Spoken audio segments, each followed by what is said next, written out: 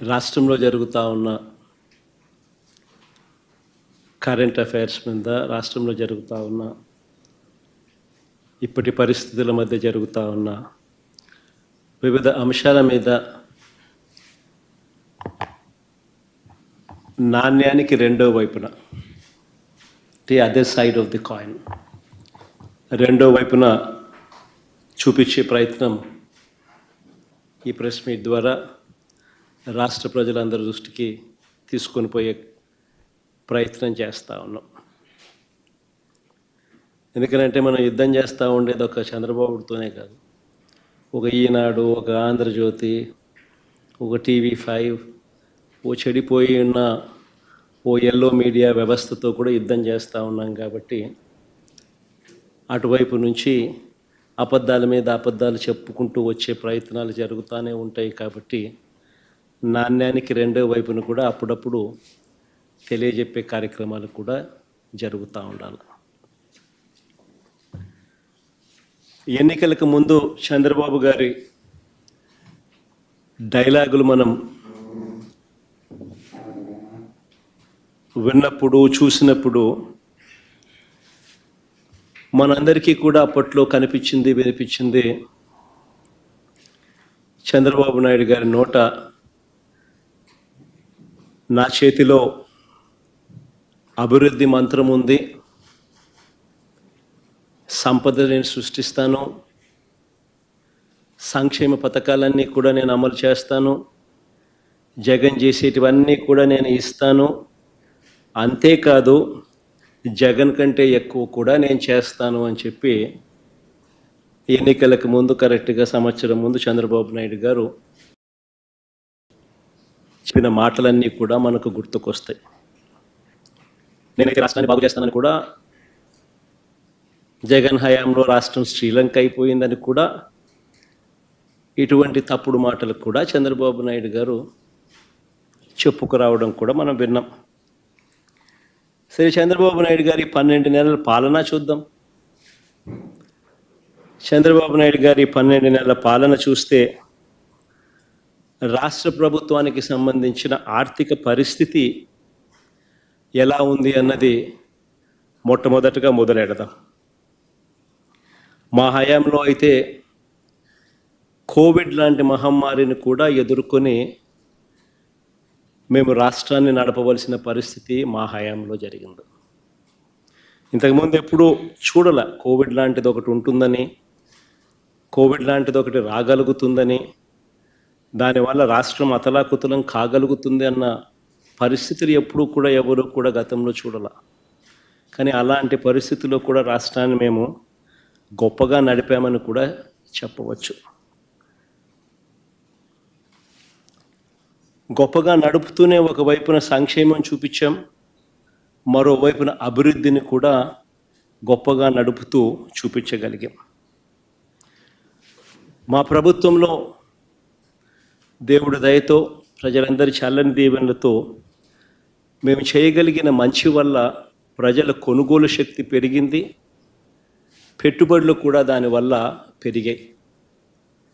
ఈ రెండింటినీ ప్రామాణికంగా తీసుకొని ప్రతి అడుగు కూడా మేము అప్పట్లో వేయడం జరిగింది. కానీ చంద్రబాబు గారి పాలన చూస్తే, ఈ సంవత్సర కాలం పాలన, తన పాలన చూస్తే, కాగ్ విడుదల చేసిన నివేదికను గమనించినట్లయితే ఎక్కడా కూడా అభివృద్ధి కనిపించదు, ఎక్కడా కూడా సంక్షేమం ఊసే అంతకన్నా ఎక్కువ కూడా కనిపించదు. బాబు గారి పాలనంతా కూడా ఈ సంవత్సర కాలంలో మోసాలతో నడిపిన, ప్రజలకిచ్చిన హామీలన్నీ కూడా ఎగరకొడుతూ మోసాలతో గడిపిన పాలనే కనిపిస్తుంది. రాష్ట్రానికి సంబంధించిన ఒకసారి స్టేట్స్ ఓన్ రిసోర్సెస్ SOR ఒకసారి గమనించినట్లయితే టేబుల్ మీ అందరి ముందర కూడా టేబుల్ కూడా చూపిస్తూ ఉన్నాం. ఈ 12 నెలల కాలంలో స్టేట్స్ ఓన్ రెవెన్యూస్ కనుక గమనించినట్టయితే అంటే tax revenues, non tax revenues, ఈ రెండింటినీ కలిపితే స్టేట్స్ ఓన్ రెవెన్యూస్ అంటారు. ఈ రెండింటినీ కూడా, ఈ స్టేట్స్ ఓన్ రెవెన్యూస్ని ఒకసారి గమనించినట్టయితే రాష్ట్ర ప్రభుత్వానికి సంబంధించి పనితీరు ఎలా ఉంది అని అంటే కేవలం 3%, 3.08% మాత్రమే గ్రోత్ రేట్ కనిపిస్తూ ఉంది.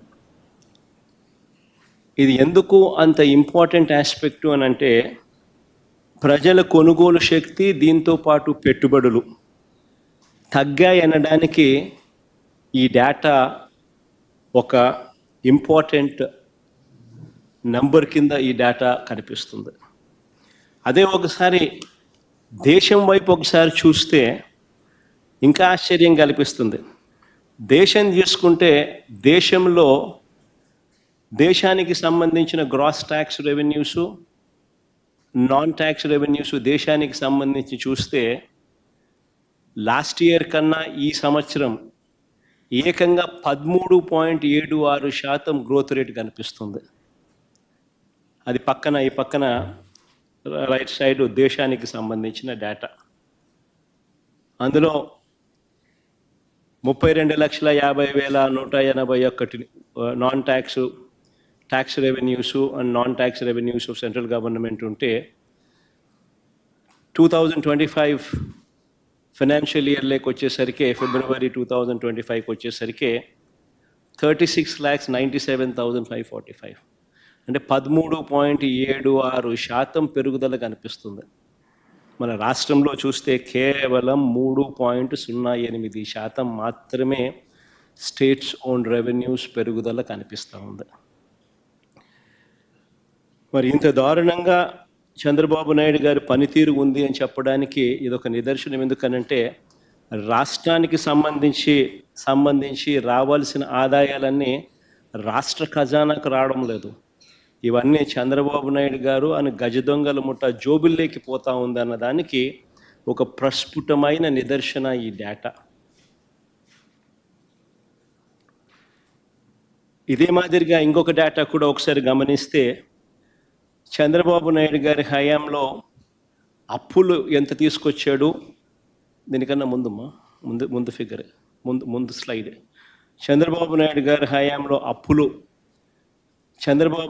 హయాంలో అప్పులు ఈ సంవత్సరానికి సంబంధించి విత్ ఇన్ ద ఎఫ్ఆర్బిఎం బడ్జెట్లో ఆయన చేసిన అప్పులు ఎంత, సిమిలర్గా దాని ముందు సంవత్సరం అంటే చంద్రబాబు నాయుడు గారికి ముందు సంవత్సరంకి సంబంధించిన అప్పులు ఎంత అని చూస్తే అప్పులు మా హయాంలో ఆ చివరి సంవత్సరంలో 67,720 కోట్లు చేస్తే ఈ పెద్ద మనిషి ఈ 12 నెలల కాలంలో ఆయన చేసిన అప్పులు ఏకంగా ఈ ఫైనాన్షియల్ ఇయర్లో తాను చేసిన అప్పులు 81,597 కోట్లు.